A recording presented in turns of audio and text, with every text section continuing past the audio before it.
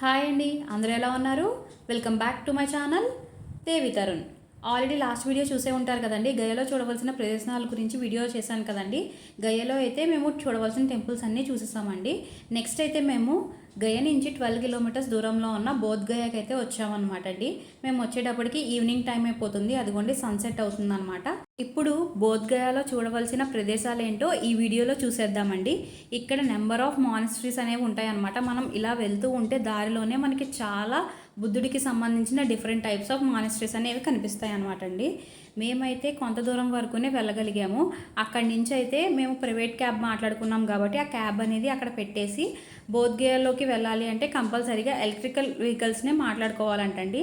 So ఈ temples అన్నిటిని visit చేయడానికి మాకు ఆటో వాళ్ళు 500 రూపీస్ ఛార్జ్ చేశారండి. ముందైతే చాలా అమౌంట్ చెప్పారు, మనం బార్గెన్ చేసుకుంటే మనకి తగ్గిస్తారనమాట. మాకైతే 500 రూపీస్ పడిందండి. ఎలక్ట్రికల్ ఆటో అనమాట. వాళ్ళే మాకు ఒక 6 ప్లేసెస్ చూపిస్తాను అని చెప్పారు. అవి ఏంటి అంటే ఫస్ట్ వచ్చేటప్పటికి గ్రేట్ బుద్ధ స్టాట్యూ ఒకటండి. ఆల్రెడీ చెప్పాను కదండి, మనకి బోధ్గయాలో చాలా మానిస్ట్రీస్ ఉన్నాయని చెప్పేసి దాంట్లో కొన్నిటిని అయితే చూపిస్తా అన్నారనమాట. దాంట్లో సెకండ్ వన్ వచ్చేటప్పటికి జాపనీస్ టెంపుల్ అనమాట. థర్డ్ వన్ వచ్చేటప్పటికి royal Bhutan monastery. Fourth one ఏమో థాయ్ వాళ్ళదండి, థాయిలాండ్ వాళ్ళకి సంబంధించిన మానిస్ట్రీ ఒకటి. ఫిఫ్త్ వన్ వచ్చేటప్పటికి జయశ్రీ మహాబోధి విహార. సిక్స్త్ వన్ వచ్చేటప్పటికి మహాబోధి టెంపుల్ అండి.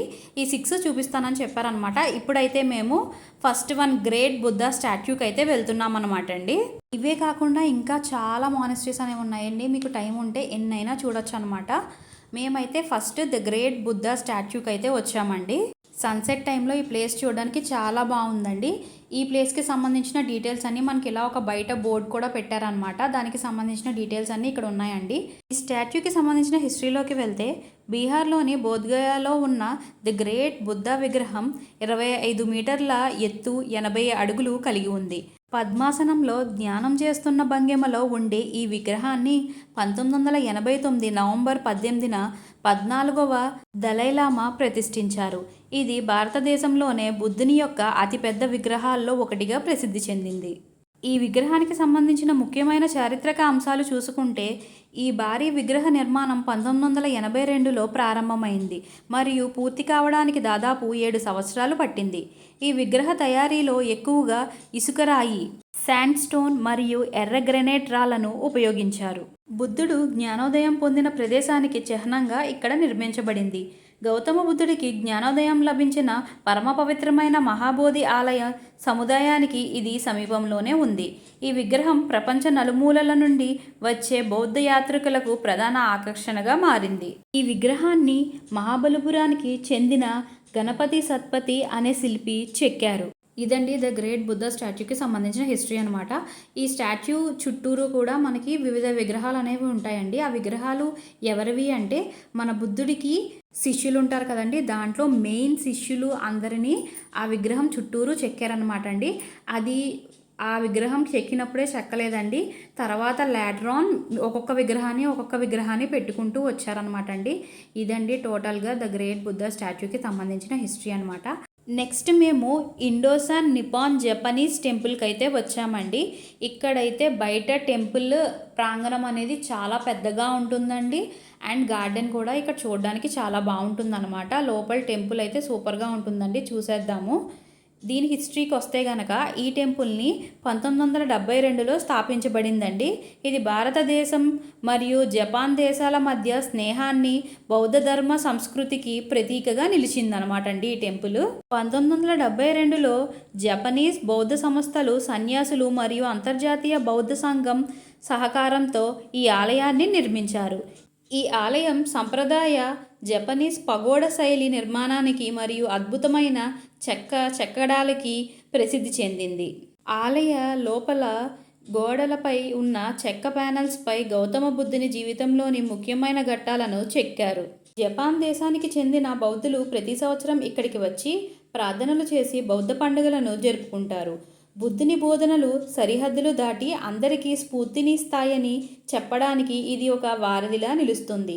ఈ ఆలయం మహాబోధి ఆలయం మరియు ఇతర బౌద్ధ ఆశ్రమాలకు దగ్గరగా ఉండటం వల్ల బౌద్ధగయాను సందర్శించే యాత్రికులు తప్పక దర్శించే ప్రదేశాల్లో ఇది కూడా ఒకటిగా మారింది. ఇదండి ఇండోసాన్ నిపాన్ జపనీస్ టెంపుల్కి సంబంధించిన హిస్టరీ అనమాట. ఇక్కడ ఒక స్లోగన్ కూడా రాసి ఉంది, ఒకసారి చూడండి.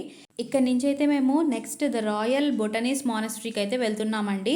మన Japanese temple, royal Bhutan monastery రెండు పక్కనే ఉంటాయి అనమాట అండి. సో వాకబుల్ డిస్టెన్సే కాబట్టి మేము నెక్స్ట్ పక్కనున్న ఈ మానస్ట్రీ కూడా చూసుకుంటున్నాం అనమాట. ఈ మానస్ట్రీ కూడా చూడడానికి చాలా బాగుంటుందండి. బయటంతా గార్డెన్ లా ఉంటుంది అనమాట. Left side right side flower garden కూడా ఉందండి. లోపలికి వెళ్తే బుద్ధుడి విగ్రహం కూడా కొంచెం పెద్దగా ఉంటుంది. అండ్ లోపల చూడడానికి కూడా చాలా కలర్ఫుల్గా చాలా బాగుంటుంది అనమాట అండి. గోడల మీద కూడా డిఫరెంట్ బొమ్మలన్నీ చెక్కి ఉంటాయి అనమాట. భూటాన్ స్టైల్లో ఉంటుందన్నమాట ఈ టెంపుల్ మొత్తం. దీనికి సంబంధించిన హిస్టరీ కూడా చూసేద్దామండి. బోధ్గయాలోని ప్రసిద్ధ రాయల్ భూటాన్ మోనస్ట్రీ బుద్ధునికి గౌరవ సూచకంగా భూటాన్ రాజులచే నిర్మించబడింది. ఇది భారతదేశం మరియు భూటాన్ మధ్య గల బలమైన సాంస్కృతిక మరియు మతపరమైన బంధాలకు ప్రతీకగా నిలుస్తుంది.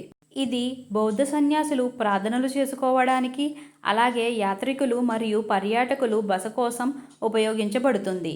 ఈ ఆశ్రమం ప్రత్యేకమైన సాంప్రదాయ భూటాన్ శైలి నిర్మాణాన్ని కలిగి ఉంది. బుద్ధుని జీవిత విషయాలు తెలిపే మట్టితో చేసిన శిల్పాలు మరియు 8 ఆకులు గల ధర్మచక్రం, లోటస్ వంటి అద్భుతమైన చెక్కడాలు ఇక్కడ చూడవచ్చు. ఈ ఆశ్రమంలో 7 అడుగుల బుద్ధుని విగ్రహం ఉంటుంది. ఇదండి ద రాయల్ భూటనీస్ మానస్ట్రీకి సంబంధించిన హిస్టరీ అనమాట. టెంపుల్ అయితే చూసారు కదండి. లోపలైతే చూడడానికి చాలా బాగుంటుంది అనమాట. లోపల గోడల మీద చెక్కడం కూడా చూసారు కదండి. అవి చెక్కడం కూడా కాదండి, మన మట్టితో చేసిన బొమ్మలు అనమాట అండి. ఆ బొమ్మల్ని అట్లా ఫిక్స్ చేశారంట. ఇది మాత్రం చూడడానికి చాలా బాగుంటుంది అనమాట. మొత్తం భూటాన్ స్టైల్లోనే ఉంటుంది. విగ్రహం కూడా చూడండి, ఇంతకుముందు మనం చూసిన దానికన్నా ఇది కొంచెం పెద్ద విగ్రహం అనమాట. ఇక్కడ ఫ్రంట్ చూసారా, ఫ్రూట్స్ అన్నీ నైవేద్యం కింద పెట్టినట్టున్నారండి. అందుకే డీటెయిల్గా చూపిస్తున్నాను అనమాట మీకు. ఇది కూడా నాకు చాలా బాగా నచ్చిందండి. లోపల ఆర్కిటెక్చర్ మాత్రం ఎక్సలెంట్గా ఉందన్నమాట. ఈ టెంపుల్ చూడడం కంప్లీట్ అయిపోయిన తర్వాత అక్కడి నుంచి అయితే మేము దగ్గరలో ఉన్న వాట్ థాయ్ బౌద్ధ్ టెంపుల్కి అయితే వెళ్ళామండి. ఇది ఎంట్రన్స్ అనమాట. ఎంట్రన్స్లో చిన్న షాపింగ్ ఏరియా కూడా ఉందన్నమాట.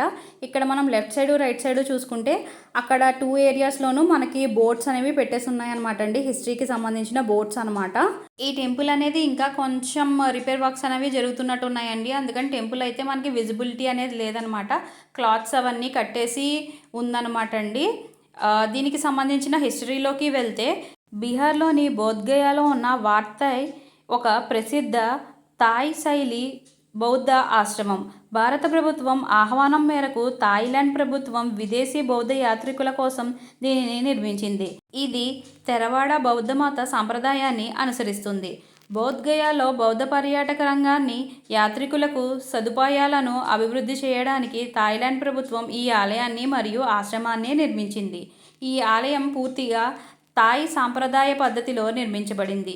దీని పైకప్పులు, మెరిసే బంగారు పూతలు కలిగిన నిర్మాణాలు మరియు గోడలపై చెక్కిన అద్భుతమైన శిల్పాలు థాయిలాండ్ దేశపు నిర్మాణ శైలిని ప్రతిబింబిస్తాయి. గౌతమ బుద్ధుడు జ్ఞానోదయం పొందిన పవిత్ర స్థలం కావడం వల్ల ఈ ప్రాంతం ప్రపంచవ్యాప్తంగా బౌద్ధులకు అత్యంత ముఖ్యమైనది. ఈ థాయ్ దేవాలయం మహాబోధి ఆలయానికి సమీపంలోనే ఉంటుంది. ఈ ఆశ్రమం బౌద్ధ సన్యాసులకు నిలయంగా ఉండటంతో పాటు సందర్శకులకు మరియు యాత్రికులకు ప్రశాంతంగా జ్ఞానం చేసుకోవడానికి వీలు కల్పిస్తుంది. లోపల బుద్ధుని విగ్రహం చూశారు కదండి. ఇది కూడా చూడడానికి చాలా బాగుంటుంది అనమాట. ఒక్కొక్కటి ఒక్కొక్క స్టైల్లో ఉంటుంది. ఇదండి వాట్ థాయ్ టెంపుల్కి సంబంధించిన హిస్టరీ అనమాట. ఇక్కడ నుంచి నెక్స్ట్ అయితే మేము జయశ్రీ మహాబోధి విహారకి అయితే వెళ్తున్నామండి. ఇక్కడ కనిపిస్తుంది కదండి గోల్డ్ కలర్లో, అదేనమాట. ఇప్పుడు నేను చూపిస్తున్న ప్లేసెస్ అన్నీ కూడా నియర్ బైయే ఉంటాయండి. మనం ఆటోలో జస్ట్ ఒక 400 మీటర్స్ 500 మీటర్స్ దూరంలో అయితే ఉంటాయి అన్నమాట.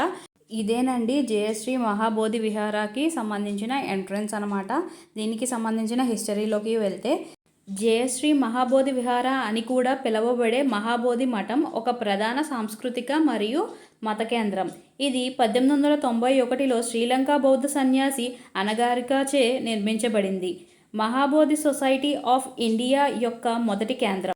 భారతదేశంలో అంతరించిపోతున్న బౌద్ధ మతాన్ని పునర్స్థాపించడమే దీని ముఖ్య ఉద్దేశం. ఇదండి దీనికి సంబంధించిన హిస్టరీ అనమాట. ఇక్కడ నుంచి మనం లోపలికి వెళ్ళాము అంటే లోపల మనకి జ్ఞానముద్రలో ఉన్న బుద్ధుడి విగ్రహం అయితే ఉంటుందండి. దాని గోడలపై మనకి హిస్టరీకి సంబంధించిన పెయింటింగ్స్ అన్నీ కూడా ఉంటాయి అన్నమాట అండి. ఇక్కడ మనం కాసేపు కూర్చుని మెడిటేషన్ కూడా చేసుకోవచ్చు. చాలా ప్రశాంతంగా ఉంటుంది. లోపల కూడా లైటింగ్స్తో చాలా బాగుంటుందండి. లోపలంతా చూస్తున్నారు కదా.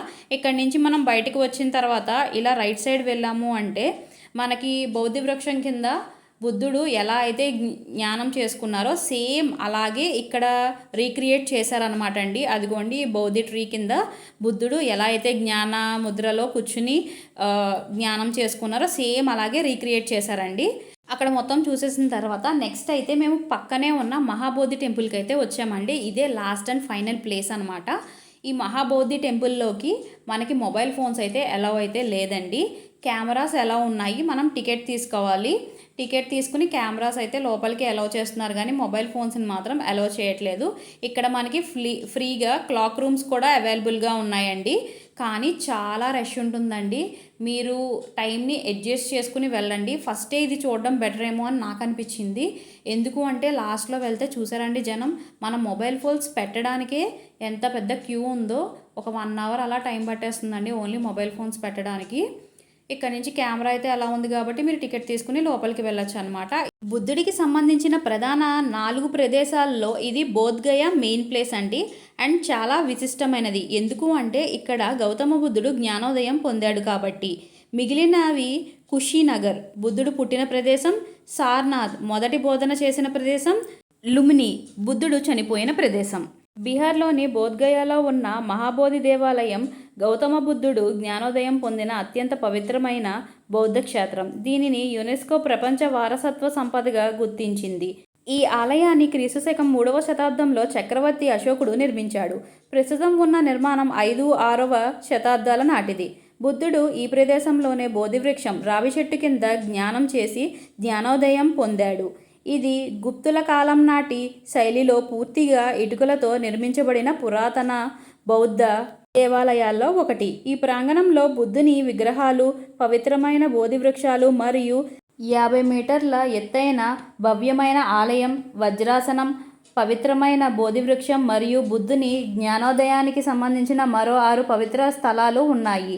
2500 సంవత్సరాల క్రితం ఒక రాజకుమారుడు సత్య అన్వేషణ కోసం తన భార్య పిల్లలని రాజసింహాసనాన్ని వదిలేసి ఎన్నో ప్రదేశాలు తిరిగి చివరికి ఈ బోధి వృక్షం కిందకి వచ్చి జ్ఞానోదయం పొందాడు. ఆయనే గౌతమ బుద్ధుడు. ఇదండి ఈ టెంపుల్కి సంబంధించిన హిస్టరీ అనమాట. ఈవినింగ్ టైమ్స్ బౌద్ధ మతానికి సంబంధించిన వాళ్ళందరూ ఇలా వెళ్తున్నారనమాట అండి. ఇక్కడతో మాకు బోధ్గయాలో చూడవలసిన ప్రదేశాలన్నీ కంప్లీట్ అయిపోయినాయి. అక్కడి నుంచి ఆటో వాళ్ళు అయితే మమ్మల్ని క్యాబ్ దగ్గర దింపేశారు. అక్కడి నుంచి అయితే మేము రిటర్న్ అయిపోయామన్నమాట. ఇంకా డిన్నర్ అనేది చేయలేదు కాబట్టి రిటర్న్లో మేము ఒక దాబా దగ్గర ఆగి డిన్నర్ అయితే కంప్లీట్ చేసుకుని కాశీ అయితే రిటర్న్ అయిపోయామండి. ఈ వీడియో కనుక మీకు నచ్చినట్టయితే please like, share and subscribe to my channel. Thank you for watching.